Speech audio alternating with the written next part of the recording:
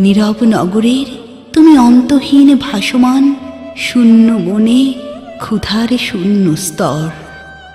চৈত্রের দুপুরে রোদের রোশনায় মাটিতে ঝরে পড়ে বিষণ্ণতা।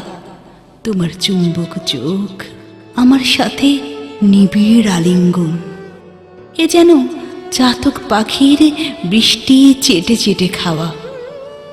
লীলাবালি রাত এখন সমুদ্র নীলে, ঘন রোদ্দুর গিয়ে খায় মনোরম ছায়া।